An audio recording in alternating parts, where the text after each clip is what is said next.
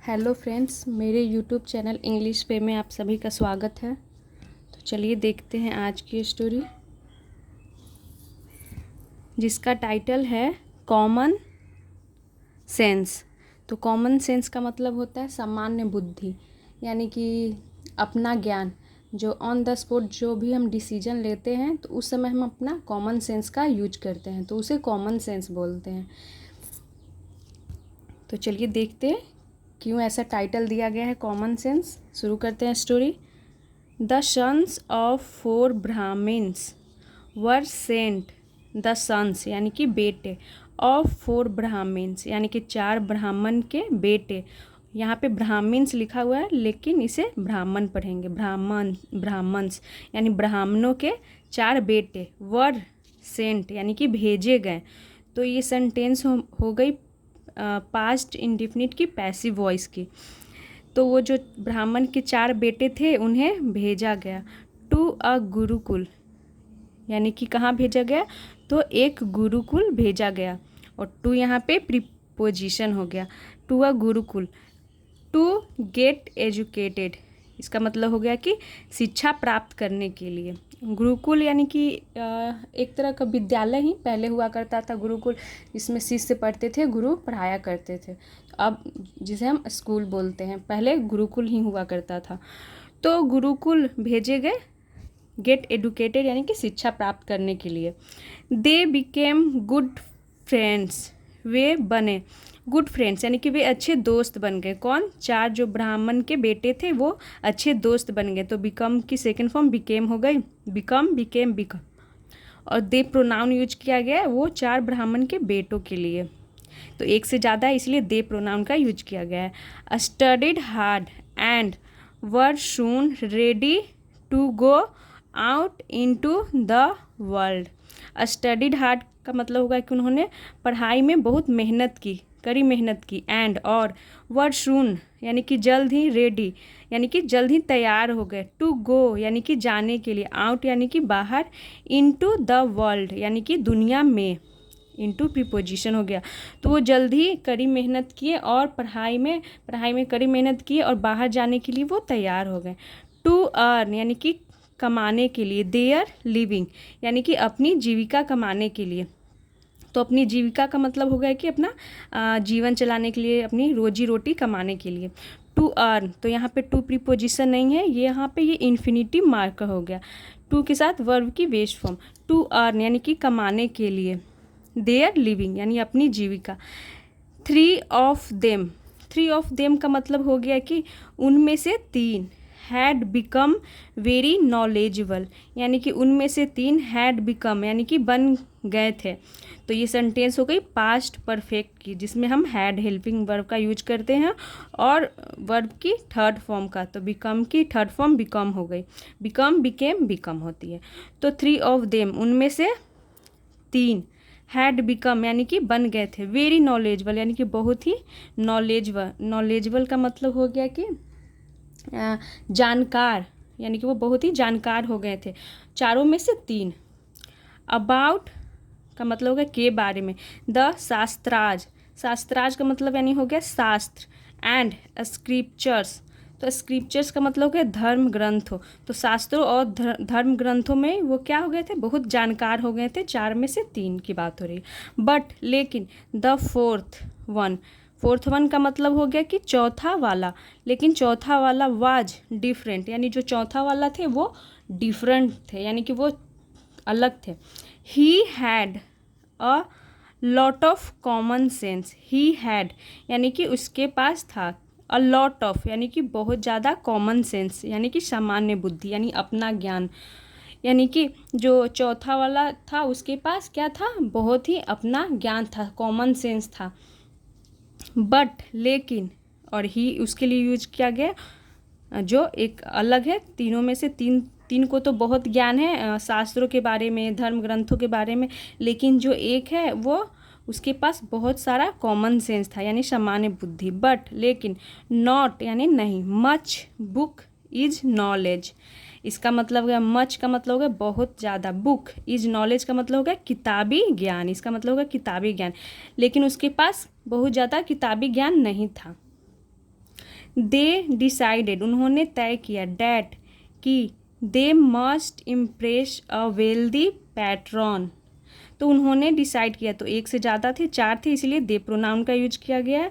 They decided, उन्होंने तय किया, डैट कि दे मस्ट इम्प्रेस, उन्हें इम्प्रेस करना होगा, यानी कि इम्प्रेस का मतलब प्रभावित करना, तो प्रभावित करना होगा अ वेल्दी, एक धनी पैट्रन, तो पैट्रन का हिंदी होता है संरक्षक, तो उन्हें क्या करना होगा, इम्प्रेस करना होगा अ किंग, एक राजा, और या अ रिच मर्चेंट, यानी कि एक अमीर व्यापारी को, विथ देयर नॉलेज, विथ यानी से, देयर नॉलेज यानी अपने ज्ञान से, एंड स्कॉलरशिप, तो स्कॉलरशिप मतलब तो छात्रवृत्ति होती है, लेकिन यहाँ पे स्कॉलरशिप का मतलब हो गया कि विद्या, यानी कि अपने ज्ञान और विद्या से, ओनली देन, केवल तभी, they would be able to live a comfortable life, केवल तभी दे वुड बी एबल, यानी कि वो सक्षम हो पाएंगे, लिव यानी कि रहने के लिए, अ कंफर्टेबल लाइफ, एक आरामदायक जीवन, यानी कि तभी वो एक आरामदायक जीवन जी पाएंगे। यहाँ तक हो गया।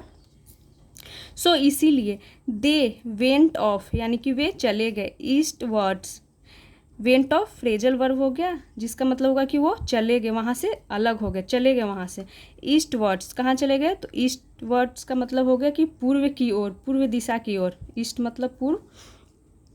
Looking for a patron, looking for भी एक फ्रेजल वर्ब हो गया, जिसका मतलब होता है ढूंढना, तलाश करना। लुकिंग फॉर अ पैट्रॉन, यानी कि एक पैट्रॉन की तलाश में, यानी कि एक संरक्षक की तलाश में वो ईस्ट की ओर वो निकल पड़े चारों। यहाँ पर देख सकते हैं वे चारों ब्राह्मण हैं, ब्राह्मण के बेटे हैं।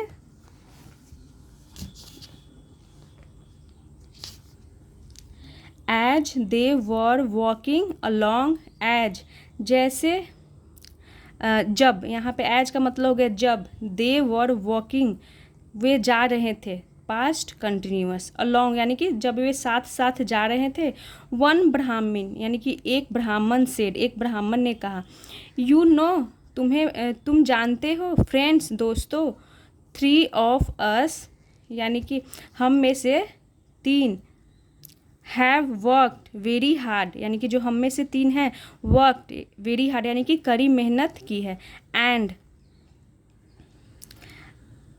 एक्वायर्ड नॉलेज, तो एक्वायर्ड का मतलब होता है अर्जित करना, प्राप्त करना, नॉलेज यानी कि ज्ञान, हम लोगों ने कड़ी मेहनत की है और नॉलेज को अर्जित किया है। वेन तब, वी अर्न मनी यानी कि तब, वी अर्न यानी कि हम कमाते हैं, मनी पैसे, वी अर्न यानी कि हम कमाते हैं, मनी यानी पैसे। We 3 should share it, we 3 यानी कि हम तीनों को, शुड यानी चाहिए, शेयर यानी बांटना, इट इसे यानी कि हम लोगों ने इसे ज्ञान को प्राप्त करने के लिए कड़ी मेहनत की है, तो वी अर्न मनी यानी कि इस कहने का मतलब हुआ कि जब हम पैसे कमाते हैं, यानी जब हम पैसे कमाएंगे, इसका ये मतलब हो गया, तो हम 3 शुड शेयर इट यानी कि शेयर करना यानी बांटना, इट यानी पैसों की बात हो रही है कि हमें इसे बांटना चाहिए।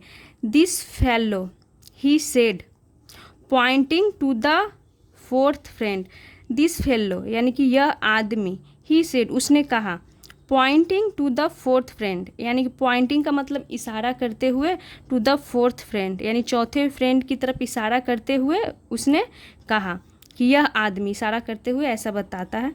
हैज़ ओनली यानी कि है, ओनली केवल, कॉमन सेंस यानी कि सामान्य बुद्धि, इस आदमी के पास केवल सामान्य बुद्धि है, ऐसा एक फ्रेंड बोलता है अपने दूसरे फ्रेंड के पास इशारा करते हुए, यानी कि जिसके पास कॉमन सेंस ज़्यादा था, जो जिसके पास किताबी ज्ञान नहीं था, उसके बारे में।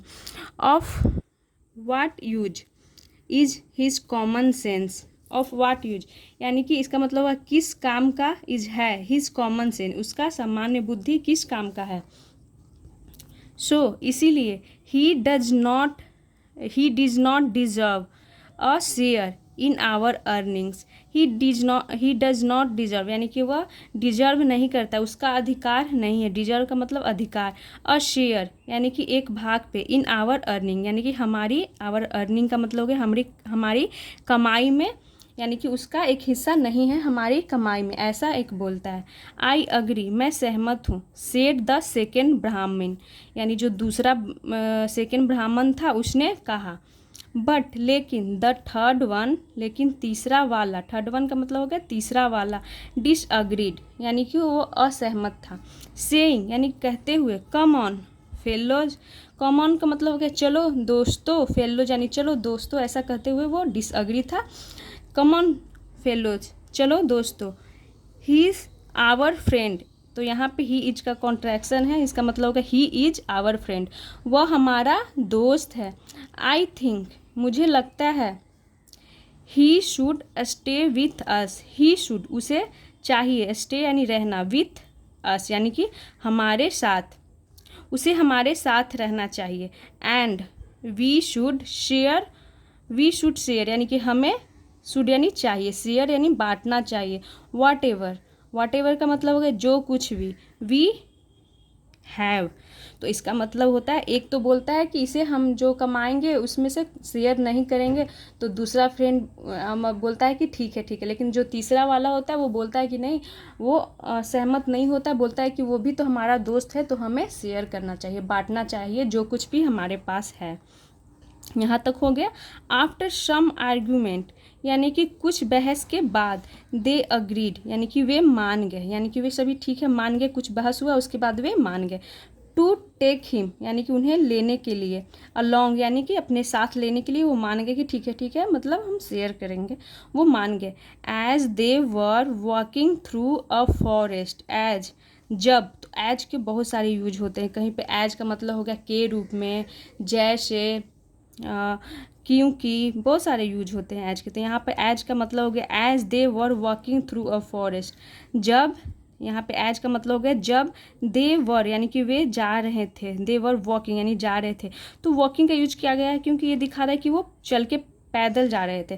थ्रू, तो थ्रू यहाँ पे प्रीपोजिशन हो गया। अ फॉरेस्ट एक जंगल, तो वो एक जंगल से होते हुए जा रहे थे। They came upon the scattered bones of a dead lion, they came upon यानी कि उन्हें मिला, तो केम अपॉन का मतलब हो गया कि मिला। द स्कैटर्ड बोन्स, तो स्कैटर्ड का मतलब हो गया कि फैला हुआ, बिखरा हुआ, बोन्स यानी कि हड्डियाँ, और ये हो गया पास्ट पार्टिसिपल जो कि एडजेक्टिव का काम कर रहा है, बोन्स के बारे में एक्स्ट्रा इन्फॉर्मेशन दे रहा है कि कैसे बोन्स, तो फैली हुई बिखरी हुई बोन्स हड्डियाँ, तो वो जंगल के रास्ते आ रहे थे तो उन्हें केम अपॉन यानी कि मिला, स्कैटर्ड बोन्स यानी कि बिखरी हुई हड्डियाँ, ऑफ अ डेड लायन किसकी, तो एक मरी हुई शेर की, और डेड लायन यहाँ पे डेड भी क्या हो गया, पास्ट पार्टिसिपल जो कि एडजेक्टिव का काम कर रहा है, लायन के बारे में इंफॉर्मेशन दे रहा है कि लायन मरा हुआ लायन मिला।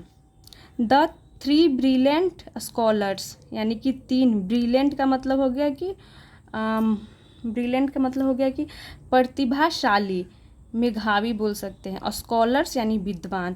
द थ्री ब्रिलियंट स्कॉलर्स यानी तीन मेधावी विद्वान, वर्स वेटिंग यानी कि इंतजार कर रहे थे, फॉर एन अपॉर्चुनिटी यानी कि मौके का तलाश कर रहे थे, मौके का इंतजार कर रहे थे। टू टेस्ट यानी कि टेस्ट करने के लिए, यानी क्या बोलते से प्रशिक्षण, यानी कि चेक करने के लिए। देयर नॉलेज यानी कि अपनी नॉलेज, अपनी ज्ञान को चेक करने के लिए वो इंतजार कर रहे थे, तो टेस्ट का मतलब प्रशिक्षण यानी कि चेक करने के लिए वो इंतजार कर रहे थे अपनी नॉलेज को, अपनी ज्ञान को। The moment they Shaw, the moment का मतलब हो गया कि उसी समय, दे शॉ उन्होंने देखा, द लायन यानी उस शेर को, दे न्यू यानी कि वे जानते थे, they had got their chance, they had got, they saw उन्होंने देखा, द लायन यानी शेर को, दे न्यू वे जानते थे, they had got their chance, they had got उन्हें मिल गया था, देयर,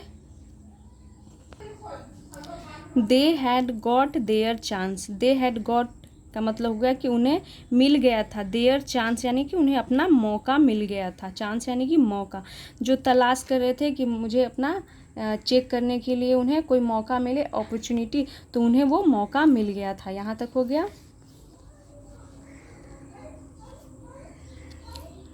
यहाँ पे देख सकते हैं ये शेर की का स्केलेटन है जो फैला हुआ है यहाँ पे, और ये 4 ब्राह्मण हैं।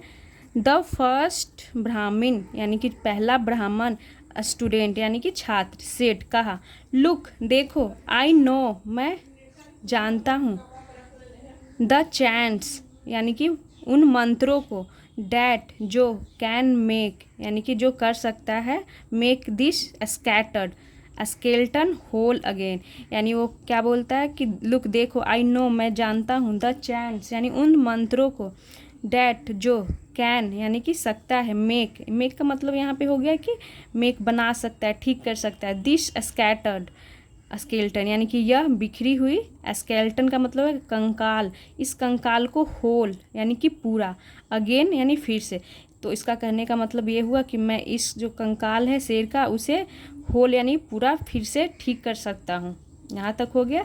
सी यानी कि देखो, दिस यह देखो, एंड देन और तब, चैंटिंग सम वर्सेस, चैंटिंग यानी कि मंत्र पढ़ते हुए, सम यानी कुछ, वर्सेस का मतलब हो गया श्लोकों यानी कुछ श्लोकों को पढ़ते हुए, he was able to put all the bones in order, he was able to यानी कि वह सक्षम था, पुट यानी रखने में, ऑल द बोन्स यानी सभी हड्डियों को, इन ऑर्डर का मतलब हो गया क्रम में, यानी कि वो क्रम में वो रखने में सक्षम था, यानी कि वो क्रम का मतलब होगा कि जहाँ पे जो हड्डी चाहिए थी वहाँ उसने क्रम में लगाया, पुट यानी कि रखा, क्रम में लगा दिया अपने मंत्रों से, श्लोक पढ़ करके। यहाँ पे देख सकते हैं वो श्लोक, यहाँ पे आंखें बंद करके श्लोक पढ़ रहा है। यहाँ पे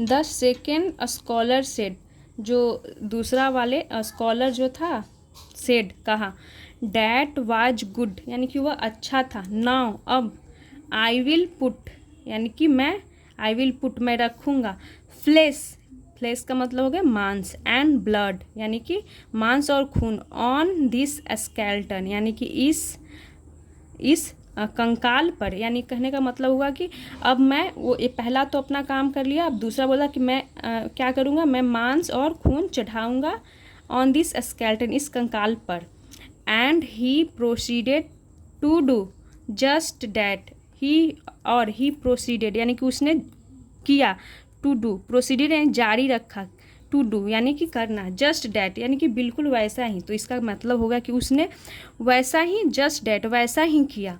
it looked as if a lion was lying there sleeping, it looked वह दिखता था, एज इफ मानो, अ लायन एक शेर, वाज लाइंग एक शेर पड़ा हुआ था, देयर यानी वहाँ, स्लीपिंग यानी कि सोते हुए। तो उसने ऐसा किया मतलब कि जैसे लगता था कि मानो शेर वहाँ पे लेटा हुआ है, पड़ा हुआ सो रहा है, ऐसा मतलब हो गया। इसका मतलब कि उसने उसमें हड्डी, ब्लड यानी कि खून और मांस भी उसने अपने ज्ञान से, अपनी बुद्धि से श्लोक पढ़ के डाल दिया, तो ऐसा लग रहा था कि मानो शेर वहाँ पे नीचे सोया हुआ है, ऐसा लग रहा था। यहाँ तक हो गया। द थर्ड स्कॉलर यानी कि तीसरा स्कॉलर विद्वान वाज वेरी एक्साइटेड यानी कि वह बहुत उत्साहित था, क्योंकि दो ने तो अपना काम कर लिया तो तीसरा भी बहुत एक्साइटेड था यानी उत्साहित था। आई विल नाउ मैं करूँगा अब, put life into this dead lion, I will now put यानी कि मैं डालूँगा लाइफ जीवन, इनटू दिस डेड लायन यानी कि इस मरे हुए शेर में, मतलब कि इसका कहने का मतलब हो गया कि मैं इसमें लाइफ डालूंगा, मैं इसे जीवित करूंगा। फ्रेंड्स दोस्तों, ही एक्सक्लेम्ड उसने कहा, तो एक्सक्लेम्ड मतलब उसने चिल्लाते हुए एक्साइटमेंट में कहा कि मैं अब इसे जीवित करूंगा, यानी कि मैं इसमें जान डालूंगा। आई विल पुट लाइफ यानी कि मैं जान डालूंगा। वेट रुको, सेड द फोर्थ फ्रेंड यानी कि जो चौथा दोस्त था उसने कहा, सेड यानी कहा, द फोर्थ फ्रेंड यानी चौथे दोस्त ने। वेट रुको, वाई यानी कि क्यों, आस्क्ड द थ्री स्कॉलर्स यानी कि आस्क्ड पूछा, द थ्री स्कॉलर्स यानी 3 विद्वानों ने पूछा क्यों। जब एक ने बोला कि रुक, चौथा दोस्त ने बोला कि रुको, तो तीनों पूछते हैं क्यों। प्लीज स्टॉप, कृपया रुको, डोंट डू दिस, यह दिस यानी यह, डोंट यानी मत करो, डू यानी कि करना, यह मत करो।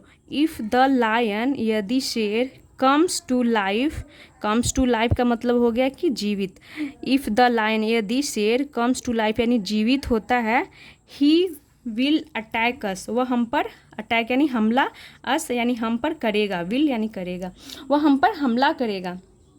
सो इसीलिए don't bring him back to life please, so इसीलिए डोंट ब्रिंग हिम बैक यानी इसका मतलब होगा कि उसे वापस मत जीवित करो, टू लाइफ यानी कि उसे वापस जीवित मत करो, प्लीज कृपया, ही बेग्ड उसने विनती की, तो उसने विनती की कि इसे जीवित वापस मत करो क्योंकि वो हम पर अटैक कर देगा।